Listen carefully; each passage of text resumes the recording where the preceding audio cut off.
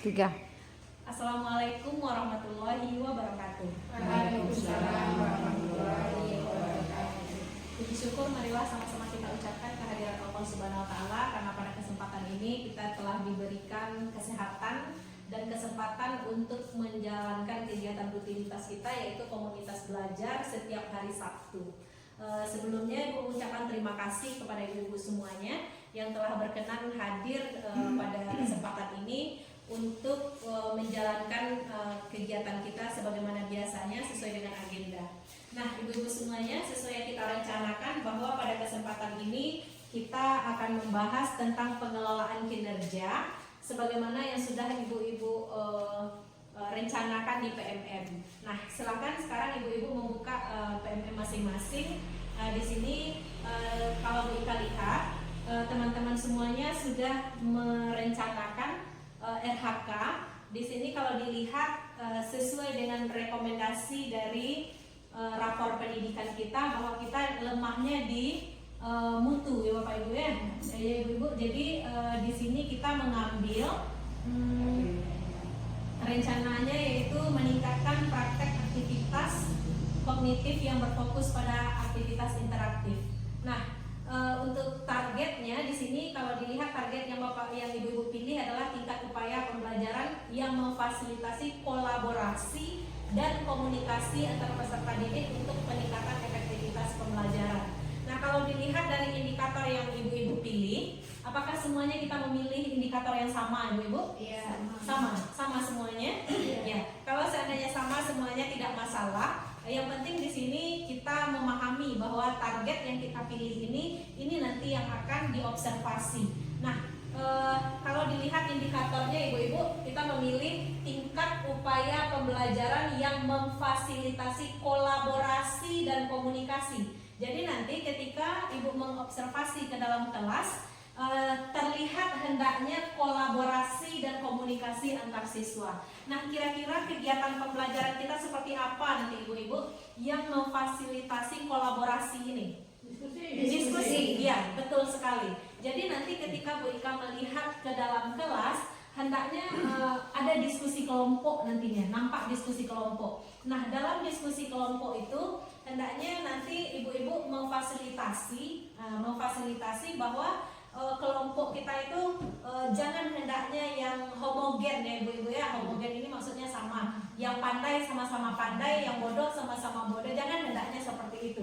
Nah, tapi kita di sini nanti terlihat hendaknya keterampilan ibu-ibu dalam menyusun anggota kelompok ini agar heterogen.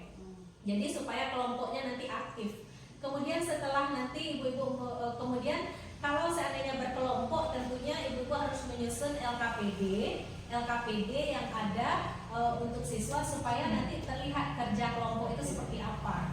Kemudian jika dalam kelompok itu sudah ada LKPD nantinya, tentunya setelah menyelesaikan LKPD itu apa langkah berikutnya biasanya ibu kalau kita berkelompok?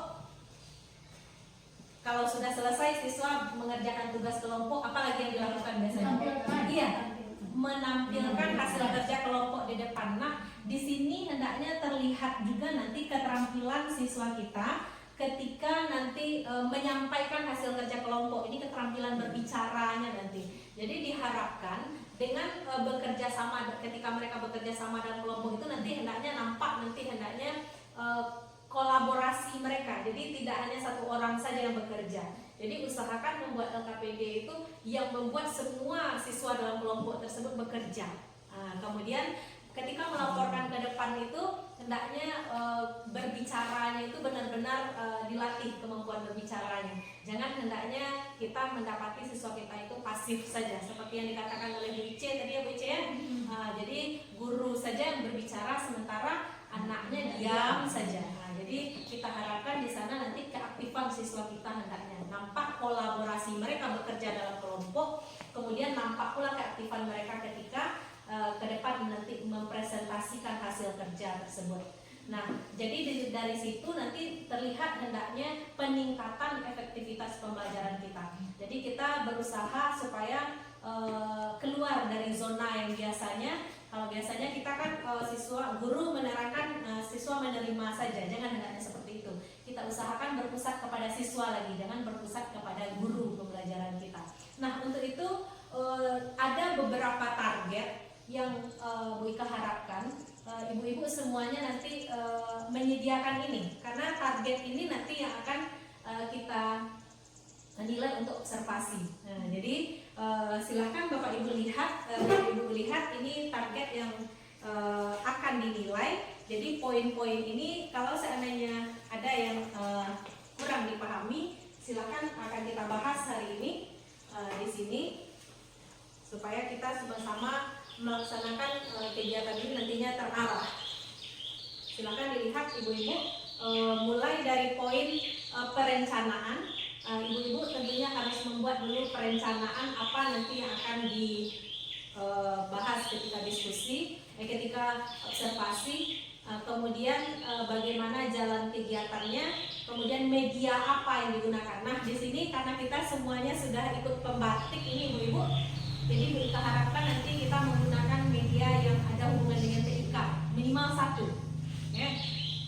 Gunanya supaya kita bisa mengaplikasikan apa yang telah kita pelajari tersebut. Kemudian ini juga diharapkan nanti meningkatkan efektivitas pembelajaran. Bu Ika harapkan nanti ada juga di sana ibu-ibu menggunakan permainan. Nah, jadi salah satu referensi ibu-ibu kalau yang kolaborasi ini biasanya menggunakan pernah kita mempraktekkan di sini TGT, tim games turnamen itu pernah kita praktekkan dulu? Belum.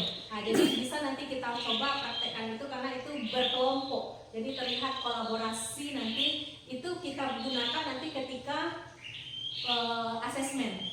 Nah, jadi penilaian baik itu diproses nanti ataupun di akhir bisa digunakan. Nah, kemudian kalau bisa nanti kita belajar dari YouTube bagaimana yang TGT itu. Jadi TGT itu nanti setelah siswa belajar dalam kelompok, sesudah menguasai materi, sesudah ekspor.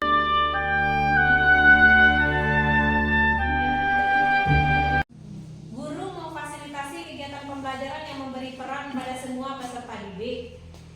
Yang kedua, guru mengajukan pertanyaan yang menstimulasi proses diskusi dan berpikir kritis.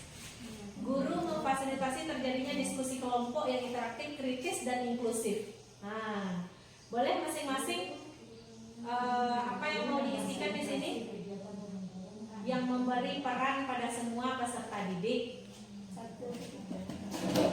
Guru mengajukan pertanyaan yang menstimulasi proses diskusi dan berpikir kritis.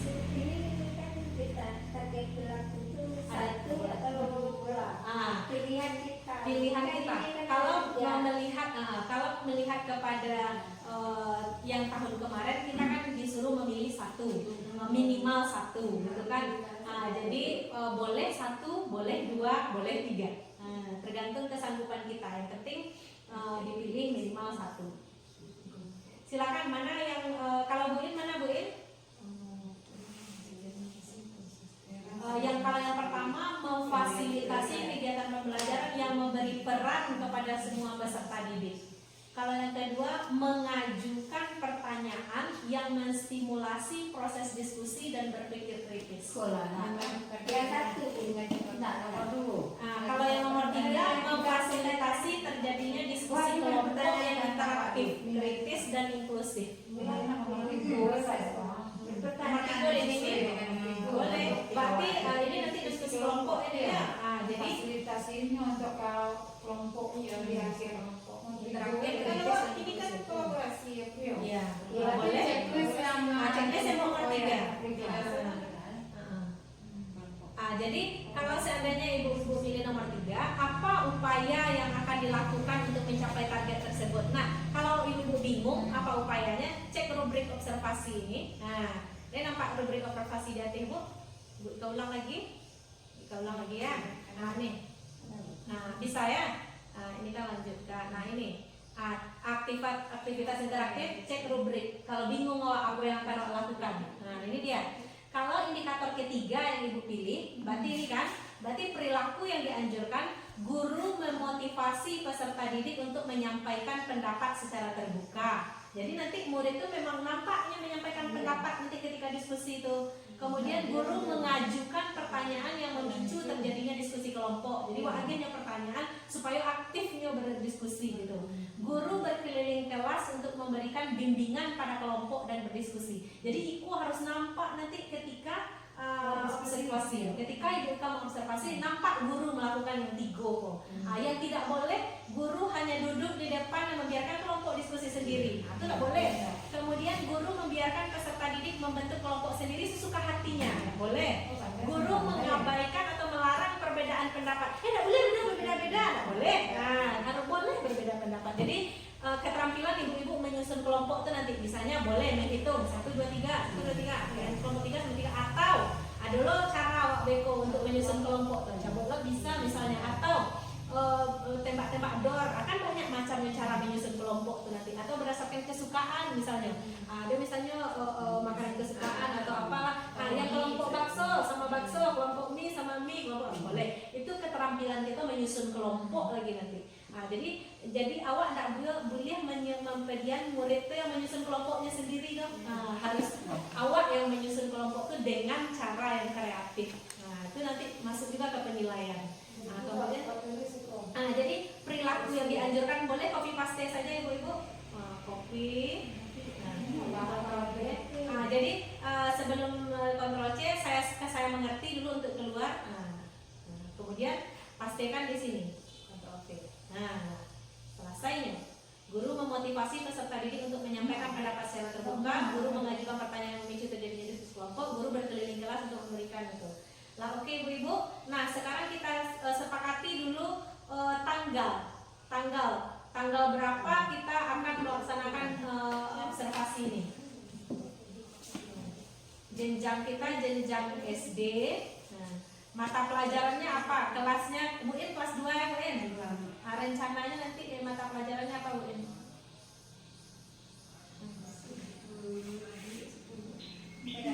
PKN, Pendidikan Pancasila. Pendidikan Pancasila.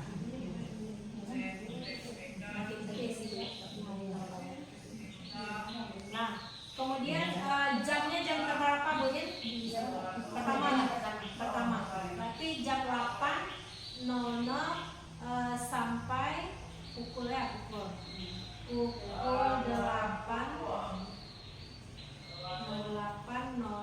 sampai pukul 10.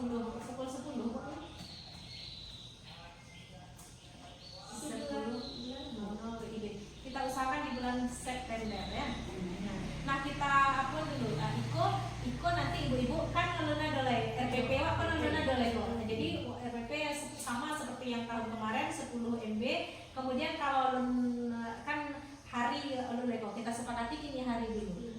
Jadi kalau lulus lengkap Iko simpan draft saja dulu ya ibu ya. Simpan dan keluar. Simpan draft. Ini yang harus targetkan. Enggak ada Bu Nur, nantilah dulu Bu Nur.